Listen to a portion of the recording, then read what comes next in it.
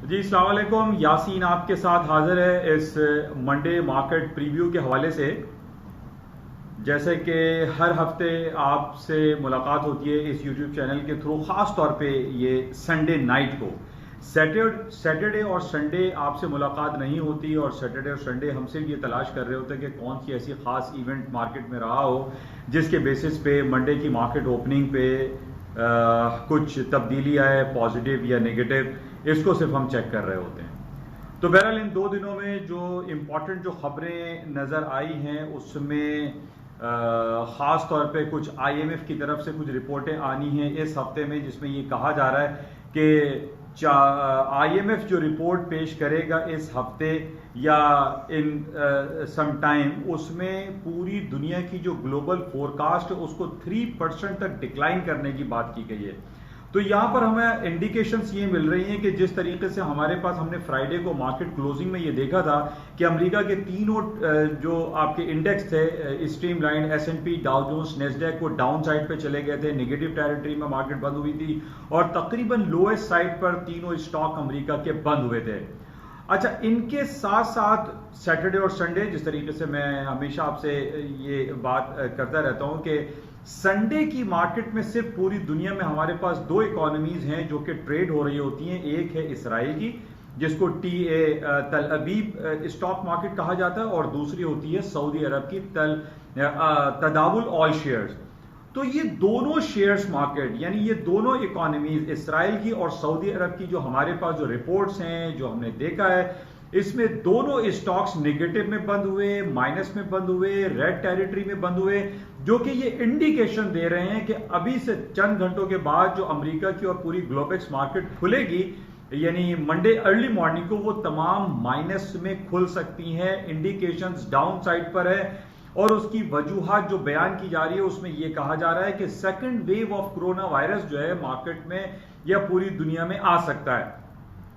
इस वक्त हम ये देख रहे हैं कि जो पूरी दुनिया के जो एपी सेंटर है वो जाहिर है ब्राजील बना हुआ है, और ब्राजील के साथ साथ हमारे पास ये खबर आई थी पिछले हफ्ते कि जनाब बीजिंग में भी अब कोरोना वायरस ने दोबारा से सर उठाना शुरू कर दिया है। बहरहाल हमारे पास इसकी बहुत अच्छी कवरेज आई, बहुत अच्छी खबर आई कि बीजिंग ने ये कहा कि जनाब हमने इसको 100% कवर कर लिया, और जितनी भी जो SOPs हैं उसके हवाले से हमने इकोनॉमीज को ओपन रखा हुआ है। उस पर हमने ये देखा कि मार्केटें हायर साइड पे चली गई थी। लेकिन अब दोबारा से जो खबरें हमारे पास आ रही हैं कि second wave of corona virus, खासतौर पर ब्राजील और जो सदर्न अमेरिकन कंट्रीज हैं, इनके हवाले से काफी निगेटिव खबर है। और प्लस हमारे पास ये जो IMF की तरफ से जो इंडिकेशंस आ रही हैं कि IMF ने ये कहा है कि वो पूरी दुनिया की ग्लोबल फोरकास्ट को 3% तक डिक्लाइन कर देगा, बल्कि इससे ज्यादा भी डिक्लाइन हो सकता है। तो ये बड़ी निगेटिव खबर है। इन बेसिस पे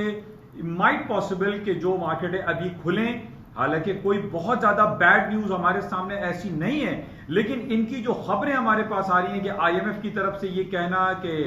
जो कॉन्ट्रैक्शन पीरियड है उसको बढ़ा दिया जाएगा या ग्लोबल फोरकास्ट डाउन हो जाएगी, इन बेसिस पे हमें ये इंडिकेशंस मिल रही हैं कि आज से कुछ घंटों के बाद जो मार्केटें खुलेंगी वो डाउन साइड पे खुल सकती हैं। अच्छा, इसके साथ जो हमारे पास खबरें चल रही हैं, सबसे ज्यादा वो डोनाल्ड ट्रंप के हवाले से जो एक किताब लिखी गई है मिस्टर जॉन बोल्टन, जो कि अमेरिकी सदर के साबका सिक्योरिटी इंचार्ज थे, और उन्होंने ये कहा है, जो कि बड़ी नेगेटिव ये खबरें भी चल रही हैं, कि जनाब डोनाल्ड ट्रंप साहब ने उनसे ये चाइना के प्रेसिडेंट मिस्टर जी जिनपिंग से ये दरख्वास्त की है, ये इल्जाम लगाया उन्होंने कि जनाब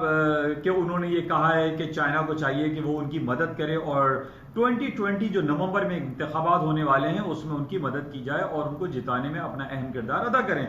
ये बिल्कुल वैसे ही बात है जिस तरीके से 2016 में हमने ये देखा था, और उसके बाद में हमारे पास ये खबर आई, जो रॉबर्ट मुलर की इन्वेस्टिगेशन टीम थी, और उसने ये कहा कि जनाब सदर डोनाल्ड ट्रंप अगर सदर बने हैं तो वो पुतिन की वजह से बने हैं, रशियन प्रेसिडेंट की वजह से बने, और रशियन प्रेसिडेंट या रशियन एडमिनिस्ट्रेशन ने उनकी मदद की, या पॉलिटिकल हैकर से। तो बहरहाल पहले हमारे पास 2016 में रशिया के हवाले से खबरें थी, अब हमारे पास चाइना की तरफ से खबर आई आ रही है। ये इल्जाम लगाया जा रहा है कि जनाब ट्रंप साहब अब ये कह रहे हैं कि जी जिनपिंग उनकी मदद करें और उनको सदर बनाने में अपना क्या अहम किरदार अदा करें। तो इन तमाम जो नेगेटिव खबरें हैं, इन बेसिस पे हम ये कह सकते हैं कि जो नवंबर 2020 में जो इलेक्शन होने उसमें काफी कमजोर दिखाई दे रहे हैं जनाब डोनाल्ड ट्रंप साहब। बहरहाल अभी उसमें टाइम है, 3-4 महीने बाकी हैं, उसमें हम देखते हैं कि क्या ट्रंप साहब जीत पाते हैं या नहीं जीत पाते। लेकिन अभी हमारे पास जो इंपॉर्टेंट न्यूज है, जो इंडिकेशन है मार्केट खुलने के हवाले से, वो नेगेटिव है। स्टॉक्स मार्केट डाउन साइड पे खुल सकती हैं। अच्छा, इसके साथ ही और वजह आईएमएफ की मैंने आपको रिपोर्ट बता दी, जो उनकी इंडिकेशंस आ रही हैं। इसके अलावा हमारे पास जो इंडिकेशंस हैं वो यूके की और यूरोपियन यूनियन की खबर है कि जनाब यूके और यूरोपियन यूनियन की डीप कॉन्ट्रैक्शन की बात की जा रही है कि जनाब बहुत ज्यादा जो उनके जो बैरोमीटर्स होते हैं, जिसको हम 50 से अबव कहते हैं, एक्सपेंशन मोड में है इकोनॉमी, या 50 से कम वो कॉन्ट्रैक्शन पीरियड में होता है। तो उसमें हमारे पास जो रिपोर्ट आई है यूनाइटेड किंगडम की और यूरोपियन यूनियन की तरफ से कि जनाब एक्सट्रीम डीप कॉन्ट्रैक्शन की बात हो रही है, जिसकी बेसिस पे अमेरिका या पूरी दुनिया की स्टॉक मार्केट है जो कल खुलेंगी, अर्ली मॉर्निंग ओपन होंगी, फ्यूचर्स मार्केट जो ओपन होंगे वो डाउन साइड पे खुल सकते हैं।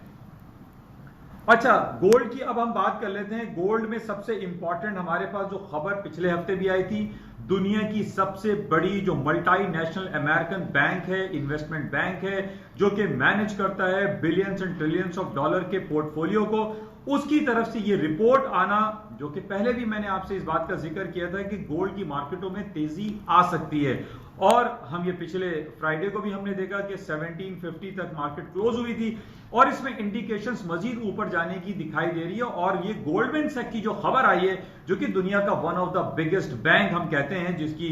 टोटल असेट्स $1 ट्रिलियन के करीब है, तो इसकी अहमियत बहुत ज्यादा है और इसके जो कमेंट्स होते हैं उसकी मार्केट में बहरहाल बड़ी इंपॉर्टेंस रखते हैं। उसने जो कमेंट दिया है, गोल्डमैन सैक ने ये कहा है कि अमेरिका और पूरी दुनिया की मार्केटों में जो गोल्ड की मार्केट ट्रेड हो रही है, ये $2000 पर आउंस तक जा सकती है। यानी अब हम ये देख रहे हैं कि 1750 तक मार्केट चल रही है, तकरीबन $250 $250 तक रह गया है। और उसकी गोल्डमैन सैक ने जो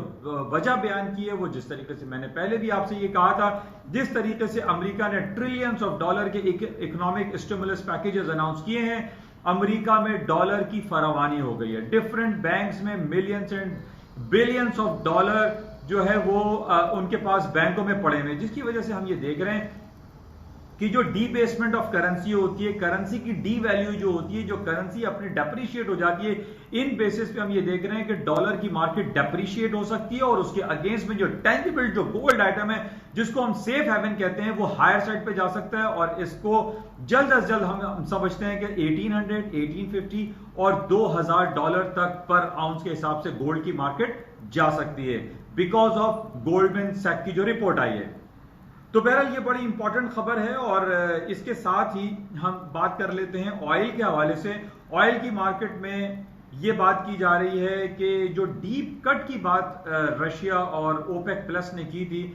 रशिया ये कहता है कि वो प्रोडक्शन को जारी रखेगा और जो प्रोडक्शन को जो डीप कट या कट की जो प्रोडक्शन कट की बात की, उसने कहा है वो जुलाई के आखिर तक प्रोडक्शन को कट करेगा। उस बेसिस पे हम ये कह सकते हैं कि गोल्ड की कीमतें अभी हायर साइड पे नहीं, लोअर साइड पे जाएंगी, क्योंकि मार्केट में जो है फरावानी तेल की मौजूद है। तो बहरहाल टेक्निकल ग्राउंड पे अगर हम देखें, ऑयल की मार्केट को हायर साइड पे जाने के लिए जरूरी है कि वो $41 के इंपॉर्टेंट टेक्निकल रेजिस्टेंस लेवल को ब्रेक करे। लेकिन अभी तक हम ये देख रहे हैं कि मार्केट 40-50 तक जाती है, फिर उसके बाद फिर दोबारा 38 हो जाती है। तो इन बेसिस पे हम ये कह सकते हैं कि गोल्ड की market until and unless it doesn't break $41 का साइकोलॉजिकल और इंपॉर्टेंट रेजिस्टेंस लेवल जब तक नहीं टूटता,